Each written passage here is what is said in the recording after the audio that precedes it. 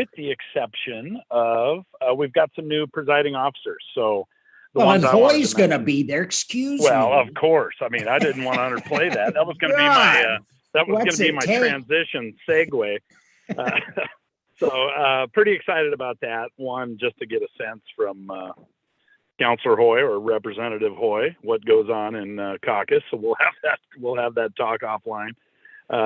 Obviously, you know, Mr. Mayor, what goes on in caucus, but a couple of years back. Anyway, just the importance of the officers. One, I'd like to say, let council know, having co-chair Rayfield transition into the speaker position, I think is good. Good for the process, good for the city. We've got a good relationship with soon-to-be Speaker Rayfield, or Speaker Rayfield as it is now. And I think that's encouraging going forward to have a good relationship in that role. And somebody putting a fresh set of eyes from that leadership office, fresh staff. And of course, Speaker Kotek was wonderful, and we thank her for all her efforts in and around homelessness and some of the funding that we've received over the years, both from the Senate President's office and the Speaker's direction. Certainly should be commended, and but we're also looking forward to that new position with Rayfield in that role, and I think that'll serve us well. Moving on from that, Tana Sanchez is now the co-chair of Ways and Means, taking Rayfield's spot. So excited about that as well. As you guys know, she's been really helpful, both within the process, just through her legislative district, and on the tribal side with her background. And we've certainly got good relationships there. So I'm excited working with her. And now that we've seen Senator Johnson move on, really one less player on the Senate side in terms of dealing with two co-chairs, which I think for ease of some of our funding issues should certainly be helpful, and we've got good relationships there. So those Steiner Hayward stays in place. Huh? Yes, and that's again good for us because she's got a history and good relationship with our Senate President, meaning the City of Salem's senator. And, you know, I think that's good for continuity purposes. And you kind of, again, Senator Johnson was just wonderful to us at the city. But for ease of execution, I think it certainly helps us in terms of advocacy, going to one voice. And also having Rayfield in the speaker position, I think, is very helpful because he understands and has been intimately involved over the years with funding, as everyone knows, is a huge priority of ours at the city, especially while we've got the Senate President. And then finally, as you mentioned, Mr. Mayor, now we've got Councillor Hoy in a representative role, which is just fantastic to have that inside voice within the caucus. Even though we've got wonderful relationships throughout the caucus, it's just always great to have one of our own in there, and looking forward to that, and looking forward, even though it's a virtual session, to working with Councillor Hoy in that capacity. So that's it for the ledge update.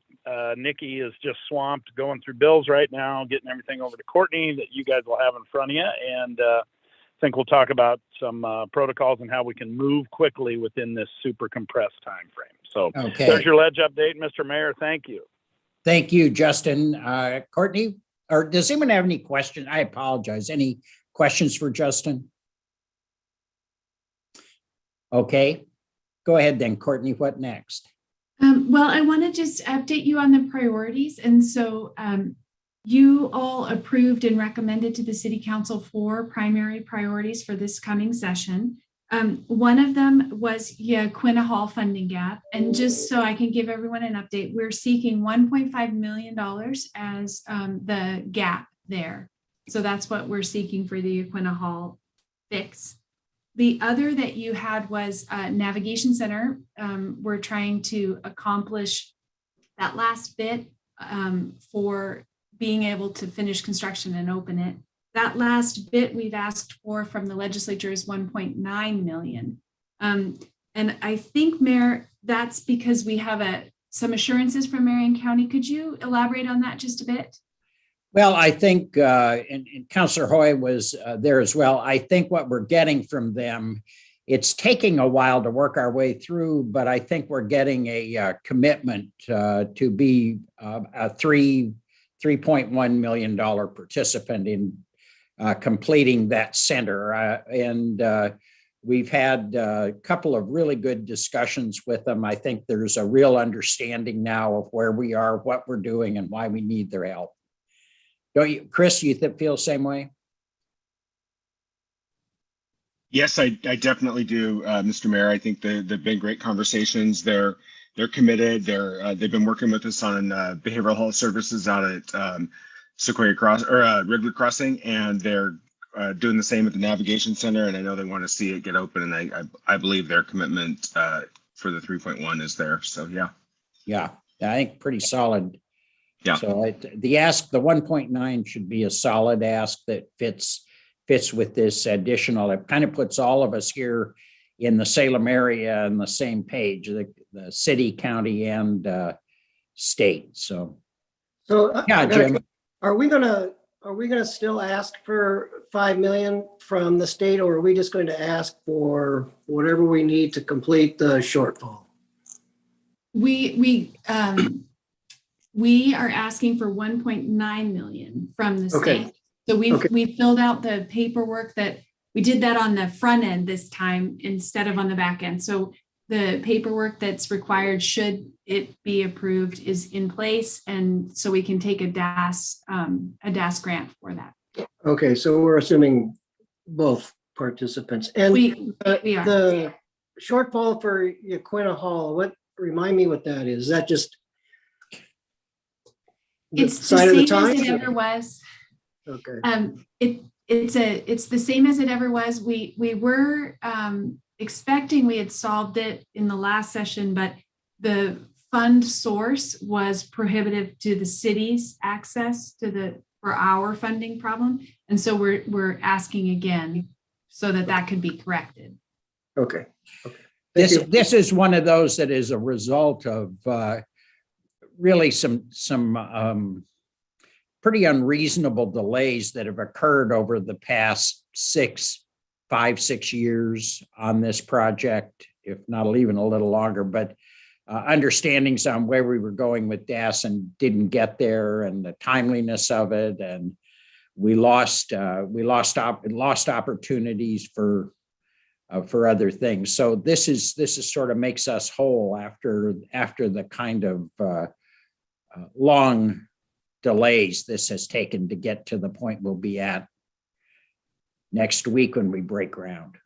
I'm knocking on wood, Mayor. I know, Tom. I hear you, man. This has just gone on and on and on. It's hopefully this will close the books on this thing. And it's critically important in that if we don't solve it, it's borrowing from future Salem Housing Authority developments. And that just makes it harder and harder to keep providing that critical resource in our community. Right. And I also just want to say that I understand or have heard that the Marion County may be submitting a letter of support for our $1.9 million ask. And I see Councilor Hoy, Representative Hoy nodding. They indicated as such during our talk with them the other day that they would be writing a letter. Mm-hmm. And this is in support of the Navigation Center request. Right. So we're expecting some support from them, as well as a letter of support for our own ask. And I think if you ask for a letter of support for Yaquina, they would give you a letter of support. They're very, very supportive of these projects. They view them as part of a sort of a package we're all invested in. And just to amplify both of these requests, Representative Raquel Moore Green and I have sort of partnered on amplifying these requests to make them part of our funding asks that we get. Each representative gets to ask for funds, and we have gone in together to make these our requests as well. So they're going to hear it from more than one angle and both sides of the aisle. So thank you. That's really great. Yeah.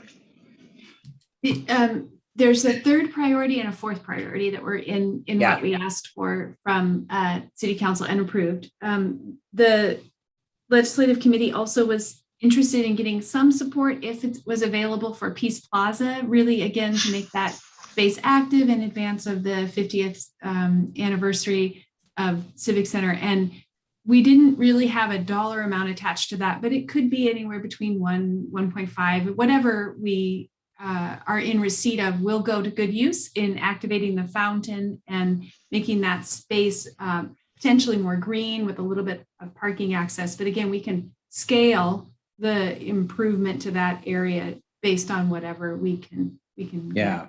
My understanding is the ask is at about is at 1.5, gets the fountain going, reconstitutes the kind of greenery of the place, really kind of beefs it up and makes it a lot more attractive and inviting to the public.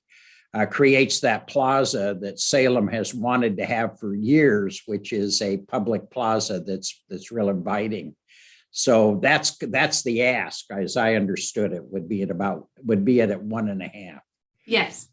Okay. Yes, but not to be greedy. So if that We're not being greedy. That's what they owe us, Courtney. Yes. Yes. We put up with them and their Proud Boys in the middle of our cities. So they owe us money for that. Never feel like they don't owe us. Okay. And then the last piece was we had a regional 911 center in what we had asked for. And I'd like to just say that we've scaled that back for now, just because as we were looking at what it would take to support a capital construction project right now around 911, we just don't have the capacity to deliver on the timeline that we were expecting those funds should they come forward. So that one, we're just going to hold on that for this short session and build a better proposal for the next session. So there are a couple other considerations, but that one for right now, we did not submit a detailed cost estimate to DAS for that one. But we are prepared with Yaquina and the NAV Center, and then something around Peace Plaza beautification. So those are our three for now. The other issue, oh, sorry, Councilor. Yeah, I might be wrong. I don't have my notes in front of me.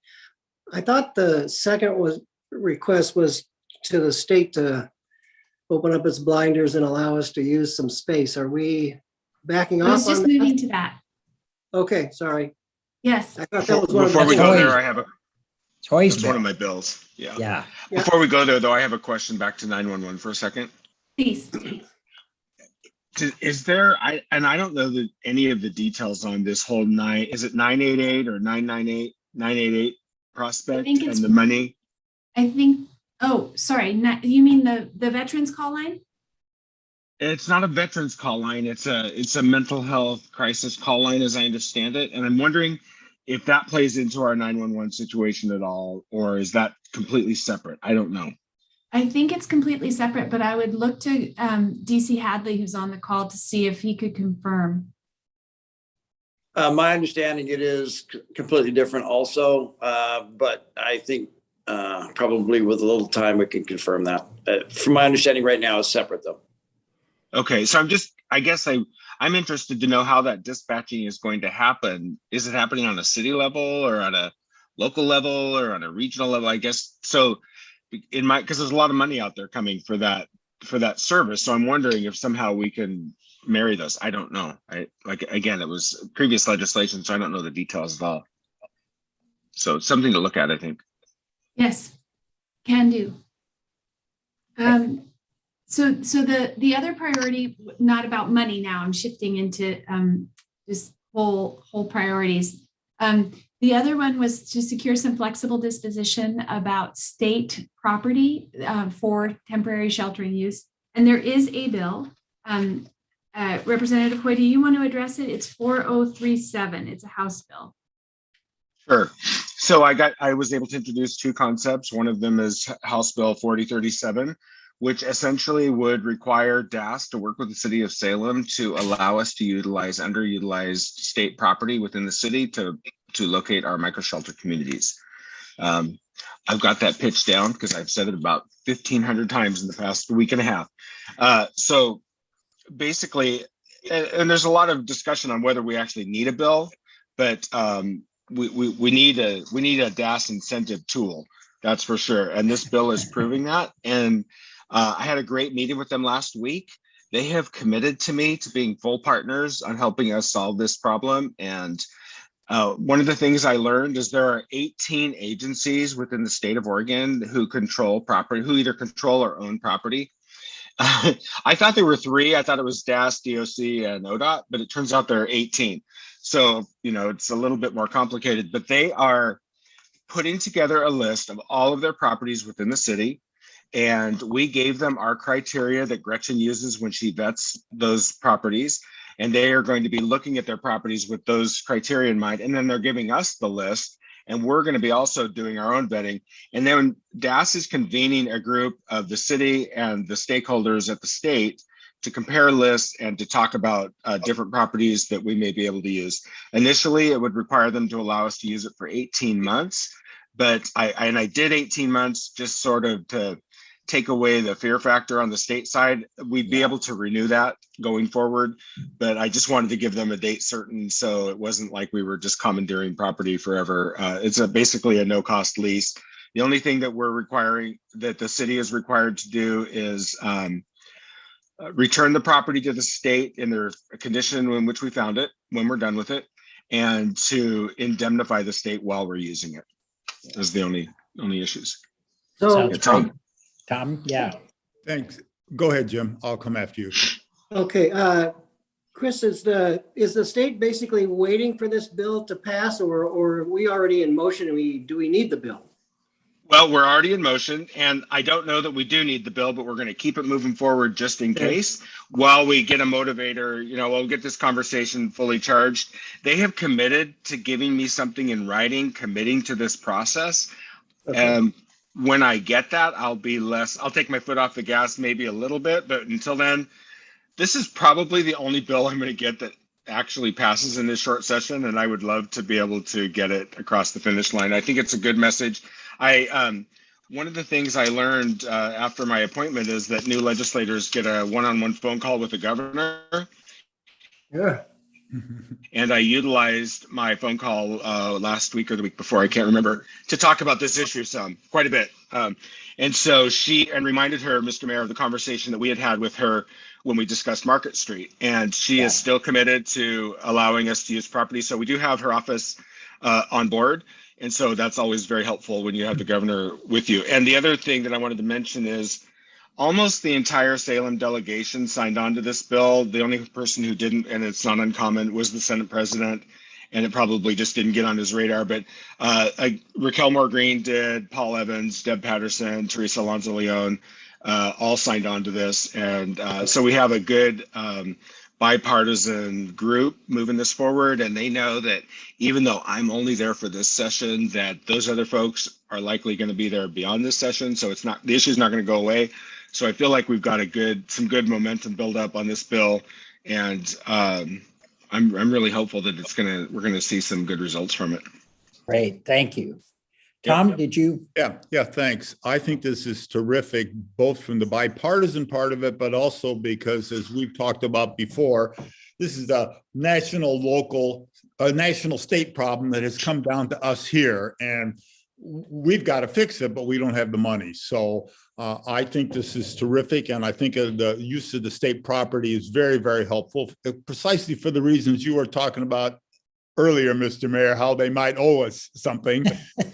But also, I would encourage Councilor / Representative Hoy to keep his foot on the pedal, because we need to make sure we've got the hammer behind this. That sure, they may talk a good talk, but then if we don't pass the bill, something else may happen. So I'd encourage this committee to encourage everybody here, Courtney, Chris, Justin, to keep pushing this bill. Yeah. And one last question, if I could, Chris, is this a request for just bare land, or does it include possible vacant buildings? It does not include buildings. It only includes land, parking lots, things like that. I didn't want to overcomplicate it. because once you start getting into buildings, that's a whole different ballgame. And frankly, we're talking about our micro shelters. And so, yeah, I just limited it to Okay. land. Okay. Okay. So that concludes the priorities that we started with. And then I think Representative Hoy, since you have the floor, do you want to address the other bill on your plate? Sure. So House Bill 4036 is a payment in lieu of taxes bill that would require the state to reimburse this or to pay money to the city of Salem, being uniquely situated as the state capital. About 5% of the valuation of our property is owned by the state. And so they own $1.25 billion worth of property within the city. That's real market value as determined by the county assessor. And they are a high utilizer of our public safety services, including police, fire, and 911. And so this money would be to offset the cost of our public safety services to respond to those institutions here in the city. It's about $5.6 million out of our general fund every year that we are not realizing because those properties are state owned. If they were in private ownership, that'd be about 5.6 million every year in our general fund we get. So I have an amendment into my own bill because there was some drafting issues in the beginning, but what the bottom line is, they will be required to pay us 0.1% of the real market value of the state-owned land within the city of Salem annually, which by my math would be about $1.2 million. We looked at a variety of ways to quantify the impact of service, like including number of calls. We looked at the cost of a fire truck or a ladder truck. A ladder truck is about 1.4 million, and which they've done in the past. I'm told by the fire chief that they have purchased a fire truck for us before, but it's been over 20, maybe 25 years ago. It was when they built the wings. They got us a fire truck. They got us a ladder truck because the wings took us up a little higher than they were set to go. Okay, and I think that was in 70 something. 45 years ago. Okay.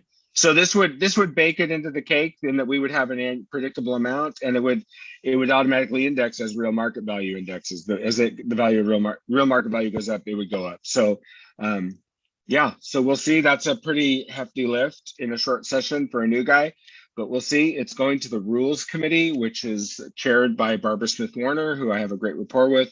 I'm very hopeful that we'll get something there. And I didn't mention the other bill, 4037, is going to housing, and I'm a member of the housing committee. And I've had a great conversation with the chair already about the bill, so I'm real hopeful. It's going to be introduced on first day of session. Both of them are. Are any of the legislators from other impacted communities looking at trying to amend your bill? Well, they've asked questions. I won't say they've gone so far as been wanting to amend it, but I have been saying no. I've been saying no to Monmouth, to Pendleton, and to the League of Oregon Cities. And I've said, I get it that we're not the only place that's impacted, but we are uniquely situated as the capital. And for a number of years, there were laws on the books that required institutions to be in Marion County. And so we have an outsized number of them. And so our impact is greater. And let me get the door open. And you can come on board later, but if we get all those cities wanting to come on board now, it'll be dead before it gets started. So I've seen this attempted before. I think I'd mentioned to you that you'll often hear from Corvallis, Eugene, Pendleton, anybody that's got a fairly substantial institution, Monmouth and others that they have a similar problem. And they really, I think like you've described, it is different. It has a lot. We have a very different kind of institutional presence. Probably the folks in Eugene might argue that they have a lot of problems too, but that's just the nature. The university already comes with the public safety department too. These other facilities don't. Yeah. Jim? Yeah, I think, and I think I know Salem's situation is unique to all the others. And I've heard this attempt before too. And what I remember is and I'm not sure who from the state, but the pushback is, well, we participate, we go to your restaurants, we help you out in that way. My only, I guess I'll put it this way, my only concern is somebody going to think we're being just too pushy and have that affect the more important bill, which is the land for the micro shelters? As long as it's a friendly request and everybody recognizes just an ask, and the two don't cross hairs with each other, that's fine with me. Appreciate the advice. I don't think that they will. And if it looks like they will, I'll deal with it in terms of making a priority. But I'm not worried about that at this point. There's zero fiscal on the micro shelter bill. So it's, yeah, I don't think there'll be a conflict, but if there is, I'll have to make a decision. Very good. Okay, anything else? Great, Well, thank you. It'll be fun. We'll look forward to hearing your progress on this, Chris. It'll be really interesting. Yeah, I'm pretty excited. Thank you. Yeah, And really. I did meet with city staff on both of them and also with Church at the Park. So should we be able to get a hearing, we're ready to go. So I'm happy to, yeah. Great, thank you. Well, let any of us know if we can do anything. Okay, Courtney, what else? So as you know, on Monday night, the city council approved the legislative committee to be the city's voice for the short session. We always ask because the short session can get a little busy and hectic. And so I have two questions about that. One is, as we talked about our priorities, that first bill that Representative Hoy, Councilor Hoy referenced is well within the priorities. This other bill, we don't have within the legislative statements any solid policy direction. Which bill? This other bill about payment in lieu of. Oh. And so I would need, as staff, we just need to know that we're within council's priorities. And so we would don't need you think? Yeah. Anybody opposed? So moved. Thank you for allowing me to sure. dot the i's and cross the t's. No, that's okay. Excellent. And so then the other thing is, as things are moving, so I have a couple of bills to notice. I know Jessica has at least one to highlight, or as it relates to housing authority, but I do want to just also notice that we could meet on a more frequent cadence if you'd wish. So we could meet next Friday if you'd wish, or we can wait until the 11th. Why don't you do this? You can certainly check in with each of us. I certainly would keep in close touch with Councilor Hoy as long as we've got one of his bills on our list. But as long as you and Justin are in close contact, and if you determine you need us, we're all pretty available, particularly with this Zoom platform. It makes it really easy. So why don't we just sort of leave it up to you to call us? Is that okay with everybody? It may not always work, but we'll try to make it work, right? It's just me, Mr. Mayor, and I just checked on my calendar and I'm free next Friday. And I already see on the 11th, we've got it already penciled in. So okay. I'm free next Friday at this time, if that's what we need to do. Good. We'll just rest with the 11th then. And if we need, we'll call everyone for the 4th. Yeah. And based on what I understand, I'm sorry, go ahead. Based on what I understand from the schedule, I think the 11th is going to be an appropriate time to meet again. I don't think there will be a need on the 4th, based on what I know so far on the schedule. Okay. Great. Well, keep us in mind if you need us. That's why they have a small group. That's why the council said a small group could make these decisions. We can get together. Okay. Yes. Thank you so much. I do want to ask if Jessica Blakely could just speak. There is action on something related to Orchard Park. And so I wonder if you could just speak to it, Jessica, so we have context and can decide if the committee wants to support the bill. Okay. Absolutely. I would love to. So I'm not sure. I know we've spoke. I know SHA spoke about Orchard Park a few times at council. 224 units located in Salem. It was leaving its affordability period. We attempted over the last couple of years to try to intersect that so we could preserve it. Unfortunately, the owner said no, and it left its affordability period on December 31st. Okay. So I've been working with a couple of our housing groups, and we were able to put in get a bill in this short session, Senate Bill 1557.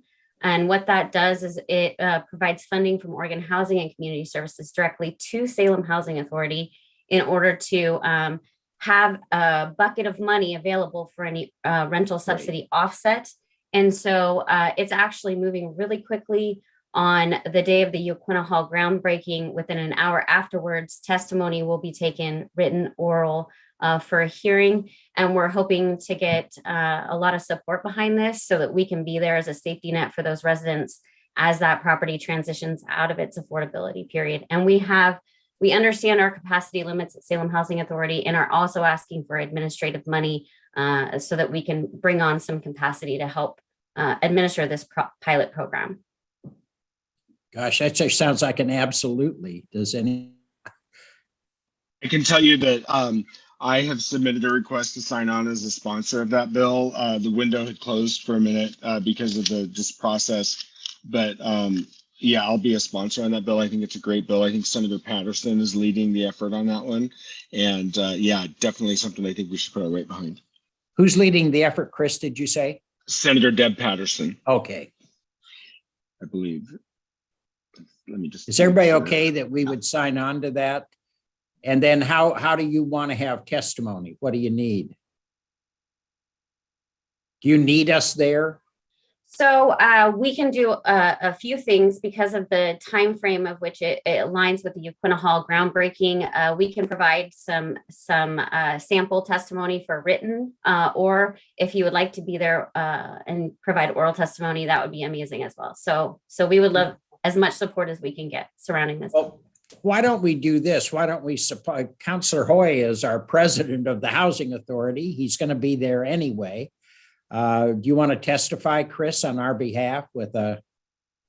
I won't be at the hearing, the Senate hearing, be. because I'll be at the Yaquina Hall groundbreaking. But when it comes to the House, it's coming to the committee I'm on, so I'll definitely be able to speak to it there. So it's at the Senate. Yeah, starting in the Senate. So what's the time? Give me the time frame around the Yaquina Hall groundbreaking. What's the? That's what, Tuesday? Wednesday? No, I know the date, but how long are we going to be at the groundbreaking, and when's that break up? Actually, when could somebody be over there? Depends if the ground is frozen or not, how quickly it breaks up. Yeah. I think right at 3. I think the groundbreaking starts the same time the hearing starts. Does it? Okay, I get you. Okay, that's what I wanted to understand. I think honestly, I think that if we just had something in writing in this first in the Senate, I think it'll be fine. Why don't you get something in writing and Jessica, get it to this office, to my office, or through Courtney. We'll get it on letterhead, and myself and Hoy will sign it as mayor and president of the Housing Authority. We could do that. We could, whatever, if that would help, whatever you want us to do. Absolutely. I think that would be good, great. Yes, Mr. Mayor, then I can make individual touches to the committee members on the Senate side, let them know the testimony's there, and then okay, great. Advocating on our behalf prior to the hearing. Okay, why don't we do that, and we'll get it ready to go in advance. I mean, we'll have it as soon as you get it to us, we'll get it signed and ready to go. Okay, Jessica, Courtney. Okay. Yes, thank you very much. Thank you. Thank you, Jessica. Again, apologies. We're all still muddling through the bills that are proposed for this coming session. So we don't have anything else prepared just yet, but we will have plenty prepared for the next time we gather.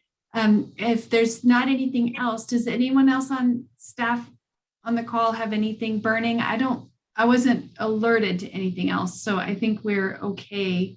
I want to make sure that as you bring bills to us, these are ones with specific, because we have a short session, we want our impact to be pretty focused, that these are really Salem specific or really have an impact on our service delivery system. Do you know what I mean? That it really is quite specific to us, not broad policy bills. No, and most of those, should we be asked to provide testimony are going to be well within the statements that we've already Yeah, got. So yeah. we wouldn't trouble you with any of those. no, it's stuff like what Jessica just brought us that we want to be ready to really jump on those where it has a real impact on us. And those are great. That's really excellent. Chris? I just wanted to remind everybody that if you do come to the Capitol, there is security in place now for the first time. So you're going to go through a metal detector and there's an X-ray. I went through it this morning. It's very quick and efficient. So just know you need to add a little extra time if you have an in-person appointment. The Capitol is open during the session, although most staff are being encouraged to work remotely. It is open to the public. No guns and knives, okay? No guns, no knives over 3 inches. Excellent. Over 3 inches. Oh, okay. It's got to be Not as folding. bad as flying then. It's No, it's not quite as bad as flying. okay. Very good. Anything else, Courtney? No, thank you. Great. Thank you very much, Justin. Good luck, my friend. Thank you very much. All good. Thanks, Mr. Mayor. We'll get some stuff done.